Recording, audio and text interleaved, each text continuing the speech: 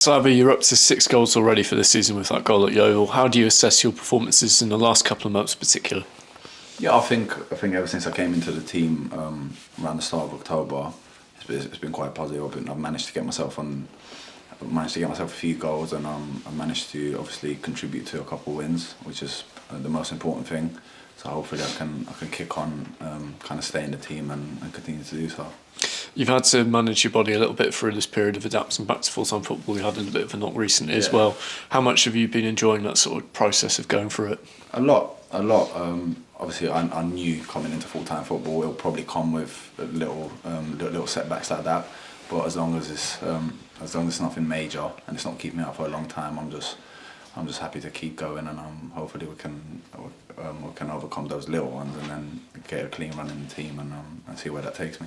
You're scoring plenty of goals already, and how much are you enjoying participating in trying to compete for a starting spot amongst some other really good strikers at the moment? I'm loving it. Yeah, look, I've always scored goals, and I back myself to keep on doing so. But obviously, competition's always great. We've got 5. Obviously, Chaz has been injured for a little while, but he's nearly back now. So yeah, competition's always great. It pushes us in training, pushes us in games. You know that even if you do start, but you're not at it, someone else is itching to come off the bench and kind of take your shirt. So yeah, I think it's really good.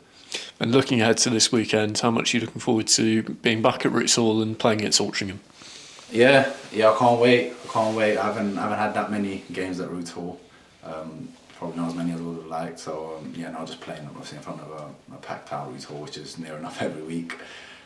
It's always great. The atmosphere is great, and hopefully I can score a few more on the weekend and get the 3 points and give them something to cheer about. Nice one, thanks, Slavi. Slavi, after your late winner at Yeovil Town, how enjoyable was that journey back from Yeovil? Yeah, no, it's a long trek, it's a long trip, and it's never nice going all that way and obviously not picking up 3 points. So I'm just glad obviously I scored and we managed to do that. We obviously we got back quite late, but it makes it way better when you score a late one in front of the fans in the 92nd minute and get all 3 points. I mean, it's fascinating because you've had 6 goals now, Southend, in stoppage time, and about 15 of your 28 goals. That's over half of them have been after your sort of the 67-minute mark, so the last quarter of the game. Yeah. What do you think this says about Southend right now? I think it's just the spirit. I think all the boys in the change room know that even if we do go down, we're never out of the game, and I think it shows with how good we've been in the last 20-30 minutes. And I think the impact our bench has had on games, the quality we've got on the bench, and the way the people that come off the bench change the game every week, obviously speaks volumes. And it's been great, and hopefully we can continue to do that. It's been great to see you bringing your goal scoring skills to Southend as well. You said 5 goals. I thought you had 6, but I don't know if you're counting the wheels. No, I'm definitely counting it. Yeah, take them all. Definitely. What's your favourite goal you've scored so far? The other one was up there.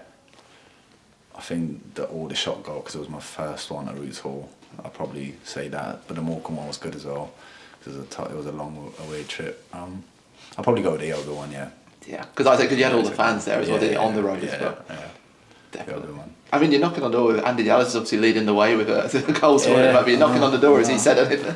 Hey, look, obviously as a striker, you always want to be scoring goals, but whoever it is scoring, as long as we're winning games, that's all that matters at the end of the day. And yeah, he's been excellent since he's come in. He's really good in front of goal. We see it every day in training, and you always look to learn a thing or two off other strikers at the club. So whoever's scoring, it doesn't really matter.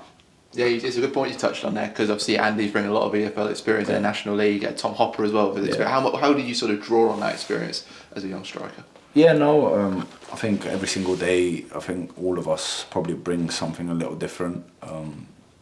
When you look at Chaz, the way he plays on the shoulder, Josh Walker, how sharp he is in and around the box, and then Hops' experience, the way he brings people into play, and then obviously Dallo being just kind of an overall striker and a goal scorer, and the amount of experience they've been around for years, and you can only learn from players like that every single day. I know you've had experience with EFL teams, obviously with Oxford United days, but going from Slough Town and National South into the Southend United team, what's been the biggest change you'd say in sort of, maybe not on the pitch, but sort of your day-to-day, that kind of thing?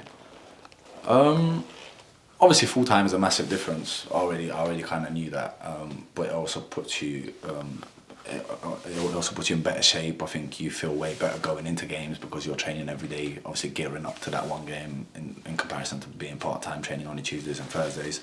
But I'll probably say the biggest difference is the fans, to be fair. Whether you're playing home or away, obviously we've got a brilliant set of fans, but even when you go away to teams, kind of playing in a bit of a hostile environment, it's definitely a lot different than Conference South. And have you seen your own game develop yourself over these last few months as well? Yeah, I'll probably say so. I think I'm always speaking to Daz, to the gaffer, to Benno. They're always obviously giving me little pointers as to how I can develop myself and things I can do better, and I'm taking that on board and trying to implement that in my game. And I'd probably say I'm starting to see things come off. So with this Altrincham side that are coming to Roots Hall, if we'd have been playing them 3 weeks ago, they'd have been sitting in 19th in the table. Coming in now, they're 13th, 3 wins on the bounce. What are the dangers you're expecting to face from them? I think that just shows you how unpredictable this league is and how quickly it changes, and there's no easy games. We've probably learned that the hard way. We already know that. So no, obviously we've been preparing all week for them. We kind of know what they'll be about, and but as long as we're on our A game and we know what we're good at, I think we can hurt pretty much any team in this league. And we just have to bring it on Saturday. Definitely, and I say you've touched on it a couple of times in post-match interviews, but you're settling into life in Southend, living with Leon. How is that? Yeah. No, it's great. Obviously, everyone, I think pretty much everyone knows that we're really good friends away from football. So yeah, now that's always easier, and we've pretty much lived with each other before, so it wasn't much of a change. But yeah, no, settling down well. Any other chance to sort of explore the area around you as well with your move to South? Not really. No, I've asked around, but yeah, I haven't been to many places, to be fair. I've been to Leon C, that's about it. I don't really know much about Southend still.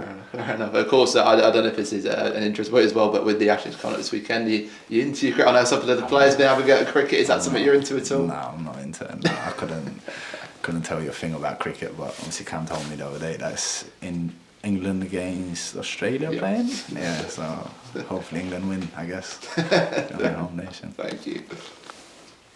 You've used the word relentless when talking about the team quite a bit recently. How important is that trait when you've got a high intensity of matches in November and that sort of doesn't really let up going into December as well? Yeah. How is that important? I think it's key. I think you summed it up. I think we've got to make sure that we don't let up.